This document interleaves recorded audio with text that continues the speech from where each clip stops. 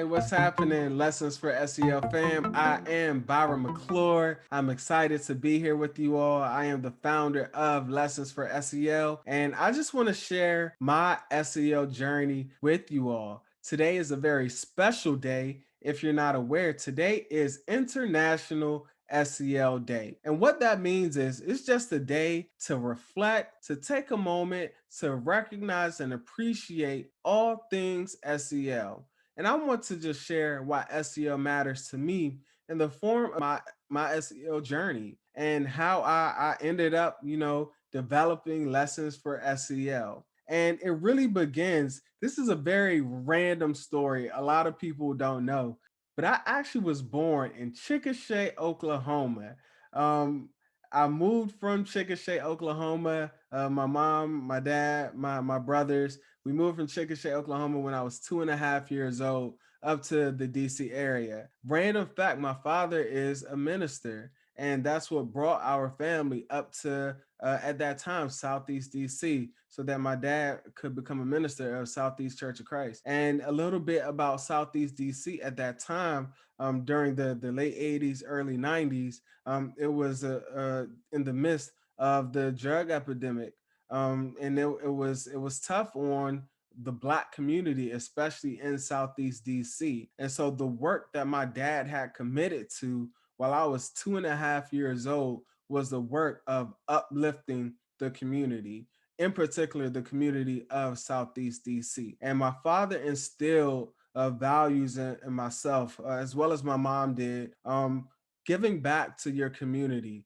making sure that you're doing everything to promote your people, who you are. And he stressed that I could never be successful independently without uplifting and bringing along those from the community. And so those values, those beliefs have been instilled in who I am. And it's evident in the work that I'm currently doing, all the way to the point of I am currently working in Southeast DC redesigning a high school. So it's amazing how things come full circle. Grew up in PG County. Did my schooling at Hampton University. PG County is a predominantly Black county. Hampton University is a historically Black college, and so after that experience of growing up for the first 21 years of my life in predominantly African American communities, I made the decision, a very tough decision, to travel across the country to West Texas, Abilene, Texas, where I got my degree in school psychology. From Abilene, I made the decision to go up to IUP. Now, at IUP, that's where I started to dive into a shout out to Dr. McGowan, to Dr. Kovaleski, to Dr. Runge. That's where I started to dive in to the research, to the science, to the evidence base around what works, what programs, what approaches are the most effective for improving outcomes for Black youth. That was my passion. As you can see, I'm rocking a shirt, Black SEO Matters. I was that student. I was that kid growing up as a Black male student. And so it's personal for me. It's near and dear to my heart because this was my experience growing up in PG County public schools. And I wanted to make sure, again, those values that were instilled in me at a very young age, that I'm doing everything that I can, even down to my academic pursuits, to use that as an advantage to bring my community along. And so as I'm studying, completing my research, my dissertation centered on an investigation of Castle Select programs that was most effective for youth of color from high poverty communities. And so after completing my research, I found a number of SEL programs that were effective for improving outcomes for Black and brown youth and for those from high poverty communities. I'll drop that in the description down below if you want to read more about my research. So what I learned from there is the research is great, the science behind it is great, but we have to be able to take that research and then apply it. I've been fortunate to be a school psychologist for about 8 years, and for the past 2 years, currently redesigning a high school, as I mentioned, in Southeast DC. And so what I found is that there's a gap there's a big gap in the research of available literature that says what's effective for Black and Brown youth.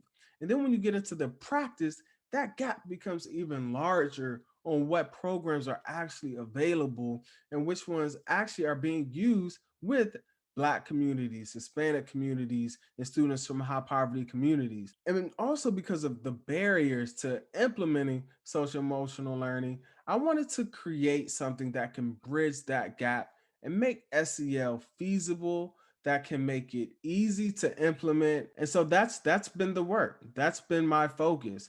And since then, I've been able to really go full steam ahead with lessons for SEL. So I'll share a little bit about my journey to creating and launching lessons for SEL.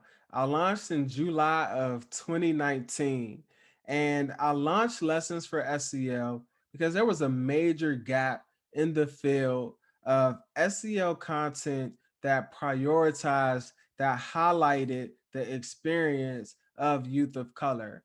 My research reflected the same thing from a research lens. My practical experience reflected the same thing. And I wanted to be the conduit of minimizing that gap and bridging the practice and the research and providing people with the mechanism of implementing SEL that is affirming, that lifts up the identities, that is strength based, and honors the voices of youth of color. And out of that mindset and philosophy, Lessons for SEL was born. And we started with 6 Minute SEL, which is our signature product. Created 6 Minute SEL to provide a way to address those five core competencies of social emotional learning. And literally, it's 150 lessons, not making it up. You can check the website. And with those, we split it up 30 lessons per competency. And I wanted to make it feasible, easy to implement, accessible, and culturally affirming. And so, with all of the scripts, with all of the prompts and lessons, you'll see it uses a wide array of different names, of different themes, of different scenarios and cultures and contexts, because other curriculums don't always necessarily uplift that and pull that out. But I wanted to bring those things front and center because it matters. Making sure that we have social and emotional learning content that is culturally affirming matters. And so that's what Lessons for SEL started doing. Since then, we've been able to grow and expand. A major conduit of that has been out of necessity. We all know that last March, right at March 16th, 2020, is when a lot of people closed down and made the decision to shift from in person to virtual. And when that shift happened, I wanted to prioritize still being able to provide culturally affirming SEL content. And as a result, we ended up creating these video lessons. We created the Lessons for SEL YouTube channel. And on that YouTube channel, we began posting videos Monday through Friday, every single day at 7 a.m. And shout out to the real supporters who've been there since that very first video, which is still available. It wasn't the best audio. Looking back on it, it wasn't the best video quality. We've learned a lot since that time, but it shows that people want and need good SEL content.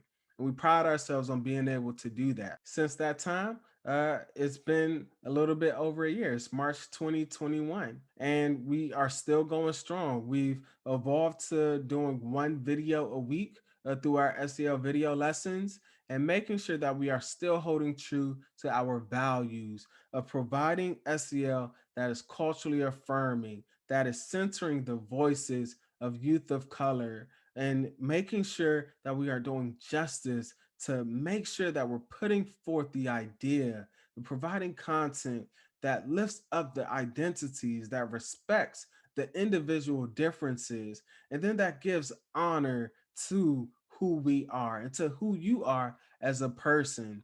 And that's what we've been able to do. We don't always get things right, but we're trying. If we get feedback, we try to take that feedback and incorporate it into the work that we're doing so that we can get better. And when we take all of these things together, we can honestly reflect on the work that we've been able to do and be proud.